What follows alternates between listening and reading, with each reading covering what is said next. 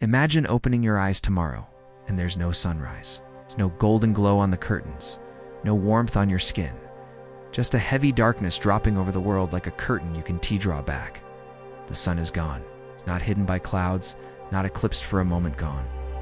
What happens next might change every rule you think you know about Earth. The sun is our quiet metronome.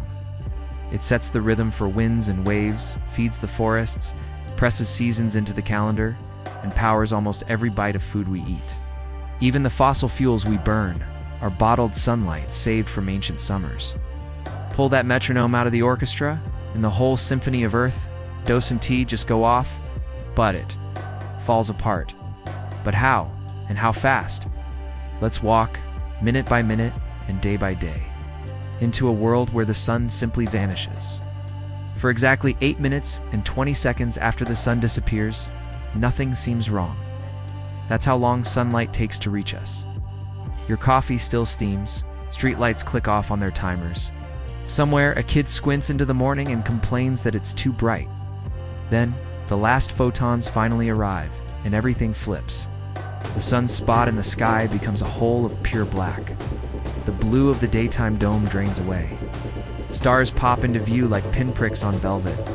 Birds go quiet, confused mid-flight. Dogs start barking at a darkness that refuses to move. The air itself feels thinner, as if sound is holding its breath. What about gravity? For those same 8 minutes, we still feel the sun's pull. Gravity's news also travels at the speed of light. When that news finally reaches us, Earth's orbit unhooks. Instead of circling our planet sails straight, a bullet loosed from a sling won't feel a jolt. Inertia doesn't announce itself with a bang, but astronomers will notice immediately. The sky's clock just lost its main hand. Observatories begin the most important emergency press conference in history. Darkness alone would be eerie. Cold makes it lethal. Within 24 hours, global surface temperatures begin to slide. Without sunshine warming the ground each day, winds weaken. The roaring engine of the atmosphere becomes a whisper. Within 3 days, average temperatures over land dip below freezing in many regions. By day 7, seas steam less and less, and a brittle quiet settles over suburbs and forests alike. People cluster in the brightest rooms, rationing battery power, and the orange eyes of candles try to make every room feel like noon. Power grids groan under desperate demand, stumble and blink out section by section. Plants are the first to fail. Photosynthesis halts on day 1. Leaves droop, green turning to a sickly gray. In greenhouses, lamps hum till diesel runs out. Herbivores follow the plants. Predators follow the herbivores. Fisheries freeze at the shoreline. Near the poles, seawater skins over with ice spreading outward millimeter by millimeter, hour by hour, the ocean trying on a glass mask. Under that mask, some water will remain liquid for months, warmed by the planet's core and insulated by the ice above. Inside homes, people invent new rituals, hanging blankets over doorways, boiling water to fog the air, moving mattresses into kitchens to hug the oven. Communities open gymnasiums and subway tunnels as shelters. Libraries glow again with human voices, not for books, but for heat as neighborhoods gather wherever generators still rumble. It's not beautiful, but it is human. By the end of the first month, the average global temperature has crashed well below freezing. Rivers lock, lakes go opaque, snow piles in the lee of wind, broken buildings. Atmosphere itself begins to change character. Water vapor, the most common greenhouse gas, knows out and stays out. By 6 months, much of the ocean surface is a frozen plain. By a year, parts of the atmosphere have thinned with cold, and carbon dioxide begins to frost on the iciest plateaus like pale powder.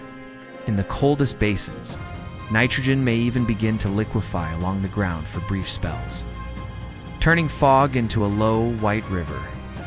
Yet Earth is not dead. It is different. Life crawls toward heat the way vines crawl toward light. Far underground, bacteria sip chemical energy from rocks. In deep-sea vents, tube worms still bloom in black water, nourished by the planet's furnace. In mining tunnels and geothermal fields, human outposts cluster, rediscover fire at industrial scale.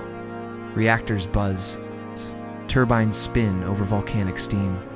Cities contract into cores, abandoning suburbs to the wolves and the wind. Supply chains snap, then reweave. We grow mushrooms on sawdust, algae in steel tanks, potatoes under leads powered by whatever we can coax from uranium, thorium, and Earth's own warmth. New cuisines get invented out of necessity. Pressure-cooked root stews and vent-heated flatbreads. We learn to measure our days not by sunrise, but by watches and wellness. Nap cycles, shared meals, scheduled songs to keep the dark from entering our heads. Artists invent light concerts, choreographing lamps and lasers to mimic dawn well enough to keep hope on schedule. Humanity is nothing if not audacious. With the sun gone, our map of survival redraws itself around the heat that remains.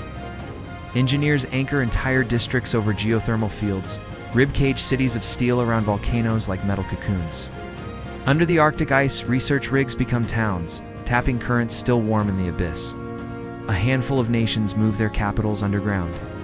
The first night, trains haul people through warmed tunnels from enclave to enclave, their windows showing art instead of outside. But the boldest bet is in the sky. Launch the mirrors. If starlight is all we have, we'll gather it. Space agencies and private consortia unfurl vast reflective sails near Earth, angling them to concentrate the light of 1,000 stars onto targeted receivers. It isn't sunlight, it's a drizzle, not a downpour but on the ground. Dark fields bloom with weak, ghostly day. Skies in some zones are never truly black now. They are a dim, milky gray, like dawn that forgot how to finish. Buys us crops, buys us time, and still there's the drift. Without the sun's anchor, Earth glides along its last orbital tangent at 30 kilometers per second. A quiet stone, leaving a shattered sling. Our moon stays with us, its own pale face, a reminder of the light we lost. Astronomers argue, should we steer? Could we push Earth with countless ion thrusters bolted into the crust toward a friendly star? It would take ages and energy like myth, but in the dark, even impossible ideas glow. For now, the best we can do is aim our little islands of heat with care and keep the night from winning our minds. Strange things happen in a world without morning. People begin naming ours again privately. Families pick their own noons for meals. Poets invent words for shades of black.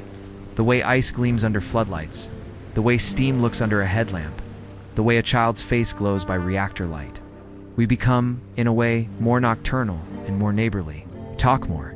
We sing because light is scarce and voices are not. In the silence where birds once argued from trees, we play stories. And we learn something old in a new way. The sun wasn't just energy, it was meaning.